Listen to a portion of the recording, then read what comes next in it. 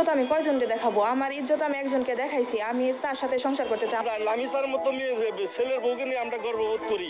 সোহাগকে আমরা প্রয়োজনে ইউরোপে পাঠাবো। সোহাগের যে শ্বশুর অহংকারী নুমান, তার চাইতে বড় লোক করে ছাড়বো আমরা। ভালো ছেলে, মুক্তি চাই, মুক্তি চাই, মুক্তি চাই। সোহাগ ভাই কেমন ছেলে?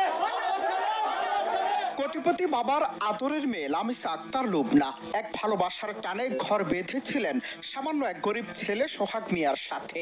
দুজনের প্রেমময় সংসারে যখন নতুন অতিথির আগমনী বার্তা, ঠিক তখনই নেমে আসে চরম আঘাত। মেয়ে অপ্রাপ্ত বয়স্ক এই অজুহাতে মেয়ের পরিবার হবু স্বামী সোহাগের বিরুদ্ধে নারী ও শিশু নির্যাতন দমন আইনে মামলা করে। আইনগত বাধ্যবাধকতায় সোহাগকে যেতে হয় কারাগারে। এখানেই শেষ নয়, ক্ষমতা অর্থের দাপটে জোরপূর্বক নষ্ট করে দেয়া হয় লুবনার গর্ভের সন্তান। লুবনার জীবন তখন এক বিভীষিকা, কিন্তু ভালোবাসার এই কাণ্ডারি হার মানতে নারাজ। স্বামীকে মুক্ত করতে সরাসরি যুদ্ধ ঘোষণা করেন বাবা মায়ের বিরুদ্ধে। আমার এক ইজ্জত আমি কয়জনকে দেখাবো? আমার ইজ্জত আমি একজনকে দেখাইছি, আমি তার সাথে সংসার করতে চাই। আমার অন্য জায়গায় কখনো সংসার হবো না। আমি একটা নারী, আমার ইজ্জত এক জায়গায় দেখানো হয়ে গেছে, আমি কিভাবে অন্য জায়গায় যেই করবো? এটা কেন আমার বাবা মা বুঝে না? আমার বাচ্চা ধরছিল, 2.5 মাস হয়েছিল, তারপর আমার ওষুধের মাধ্যমে এটা নষ্ট করে দিচ্ছে আমার বাবা মা। সংসার করবো আমি, আমার যে জায়গায় বিয়ে দেয় ওখানে যে আমি সংসার করবো। আমার বাবা মা কি যে সংসার করবে? আমি যদি ওইখানে ভালো থাকতে পারি তাদের কি অসুবিধা? আমার যে অন্য জায়গায় বিয়ে দিল, ওই জায়গায় যদি আমি ভালো না থাকি, ওই জায়গা থেকে যদি আমি আশা করি তখন কেমন হবে? এই জিনিসটা বুঝতেছেন আমার নিয়ে তারা কি করবে? আমি এতবার করে চলে আসছি, তারপর আমার কেন নিতেছি? তার পরিবার যখন তার ভালোবাসাকে, তার মাতৃত্বকে অস্বীকার করলো, তখন লুবনা এক অবিশ্বাস্য সিদ্ধান্ত নিলেন।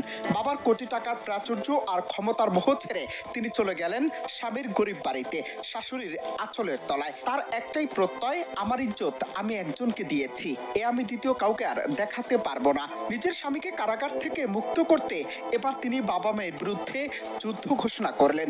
এই ভালোবাসার লড়াই দেখে গল্প নেয় এক নাটকীয় মোড়।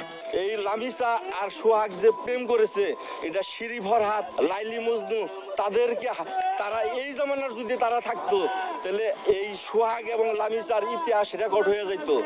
আর লামিসাকে যদি লামিসার বাবা মেনে না নেয়, আমরা 100 লোক দাঁড়িয়ে আছি লামিকে মেয়ে হিসাবে স্বীকৃতি দিব। আমার মেয়ের মতো থাকবে সে। এইরকম 100 লোকের স্বীকারোক্তি দিচ্ছে যে আমাদের কোর্টে উন্নয়ন এই যে লামিসা আমার মেয়ের মতো।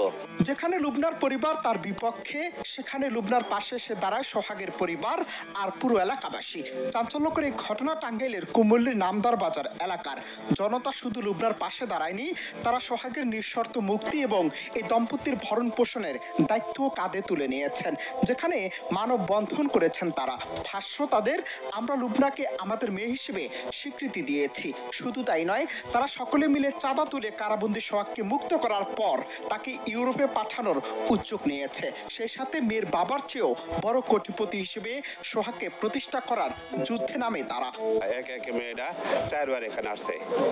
4 বার আসার পরেও তারা মেয়েটা এখানে আছে, ছেড়ে তারা মেয়ের বাবা জেলখানায় রাখেছে। সোহাগের মুক্তির জন্য দাঁড়িয়েছি।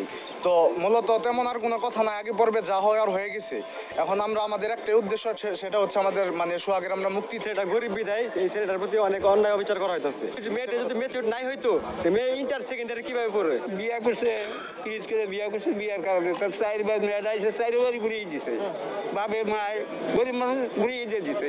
একটি প্রেমের এমন অবিশ্বাস্য আত্মত্যাগ, আর সেই ত্যাগের পাশে সমাজের এমন দৃঢ় সমর্থন ইতিহাসে বিরল। লুবনার বাবা মায়ের ক্ষমতা অর্থের দাপটের বিপরীতে দাঁড়িয়ে কুমুল্লির নামদার বাজারের এই শত শত মানুষ যেন প্রমাণ করে দিলেন ভালোবাসার বন্ধন যে কোনো আইনি বাধার ঊর্ধ্বে। এই ঘটনা এক নীরব প্রতিবাদ, যা সমাজকে প্রশ্ন ছুড়ে দেয়, একটি মেয়ের প্রাপ্তবয়স্ক হওয়া কি কেবল জন্ম তারিখের ফিতে মাপা যায়, নাকি তার ভালোবাসার গভীরতা এবং ইচ্ছাশক্তি আসল পরিচয়?